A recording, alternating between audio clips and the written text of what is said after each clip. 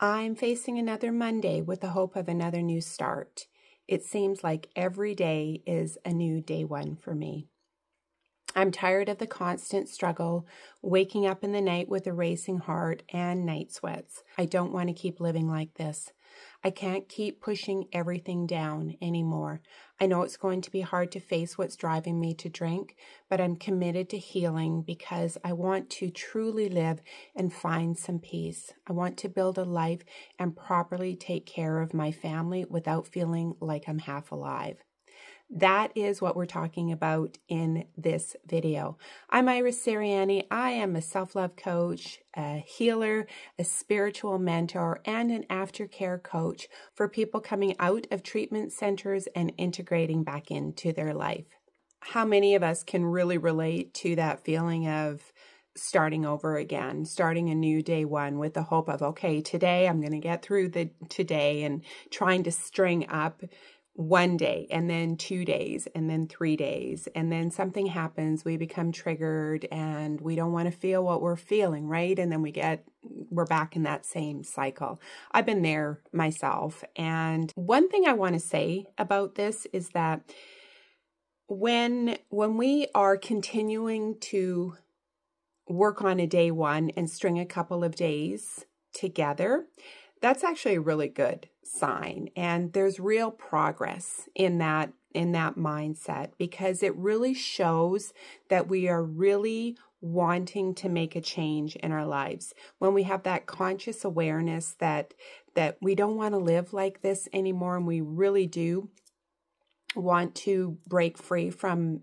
old patterns and cycles and so on, this is actually a really good sign. So if this is you, great job. Continue to work on having the day one, and then the day two, and then the day three, and so on. But what I really want to do is give some very practical things that you can focus on. And it's built around a framework that I have created. It's called the Self-Love Framework, and I'm going to use the self part of the framework to help you to sling more than one day together.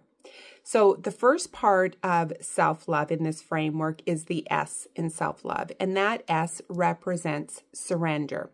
One of the big things that we do is that we try and turn away from our pain. We try to turn away from how we're feeling. It's the very reason that we turn to anything to make ourselves feel better and to feel happy and light. So many times, as I said, we want to turn away from the things that we're feeling. But what I'd encourage you to do is lean in to how you're feeling. It's going to be super uncomfortable, but we have to feel what we're feeling instead of turning it away. And what does surrender look like in this particular instance? Here's a great example of what that looks like. I was watching a show last night. Chupa was the show with my grandson. And in the show, we've got a grandfather who has a grandson staying with him, and he lost his dad and the grandfather lost his son. And every time they started to have a conversation about the father, the boy would pick up his Nintendo, whatever little handheld device, and start gaming. And the grandfather really encouraged him to lean into how he was feeling versus trying to distract himself. And we can apply that same method of surrendering to what we're feeling to this instant. So instead of turning automatically to whatever that happy place thing is for you, lean into how you're feeling. You might want to journal what you're feeling. You might want to take note of what you're being triggered by. Just noticing. Awareness is everything in this healing journey. So can you, as you start to string days together, can you lean into what it is that you're feeling and what it is that is triggering you? Remember that you don't have to have everything figured out. What's going to happen next? How will it be? How will I get through this? You only need to focus on one moment at a time. Surrender the need to have a plan all figured out. Surrender the need to know what to do next. You don't have to have anything figured out. All you need to do is try and be in the present moment and lean into what it is that you're feeling and just surrender needing to know. You don't have to have all of the answers to this.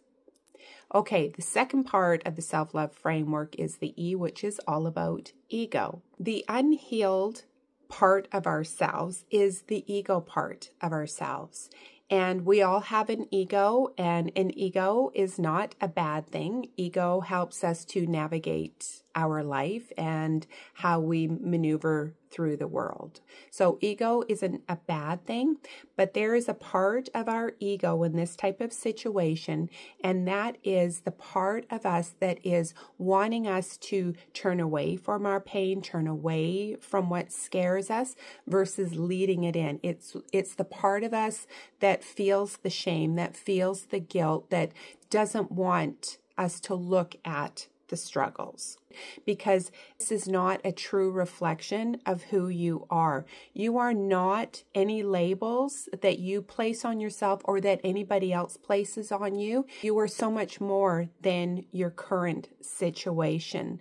So something that has been helpful for me is to be aware when I am feeling ashamed of something or when I'm feeling embarrassed by something and where I'm trying to suppress my feelings. There's a lot of awareness that begins to happen when you begin this self-love journey.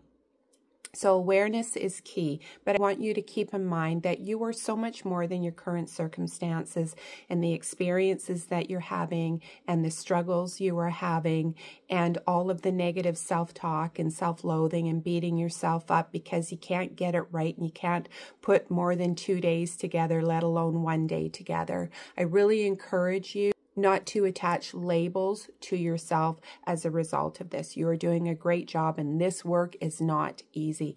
And overcoming alcohol and substance abuse is not an easy thing to overcome. So the next thing is the L in self-love, which is all about liberation. You are not your struggles. Your struggles are the experience that you're having, but it's not who you are.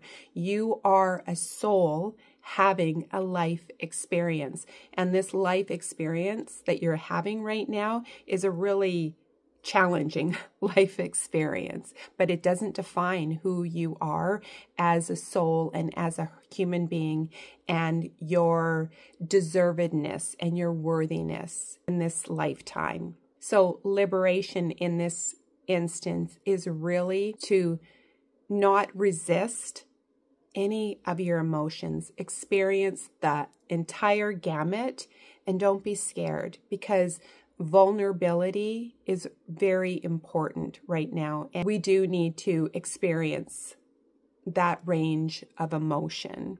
Okay, and the last one is F, and F is forgiveness.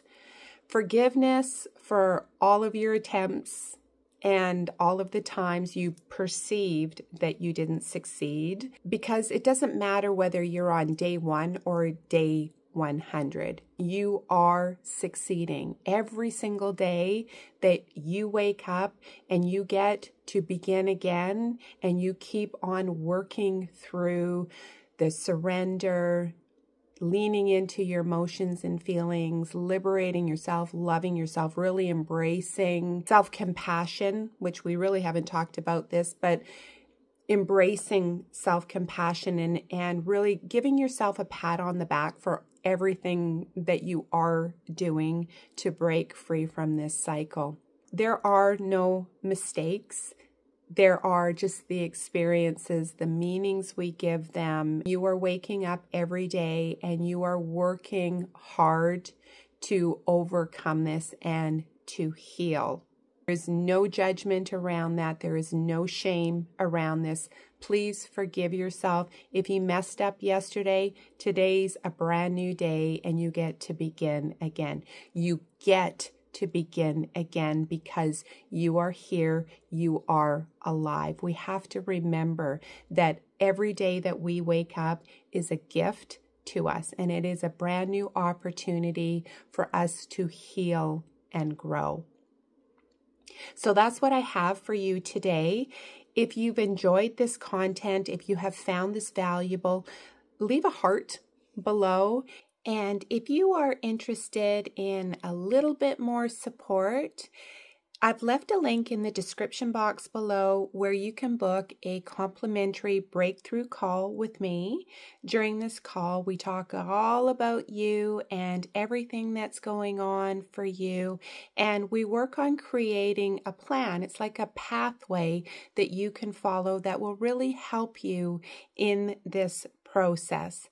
So again, thank you so much for watching, and I hope that you found this video helpful, and until the next time I see you, take really good care.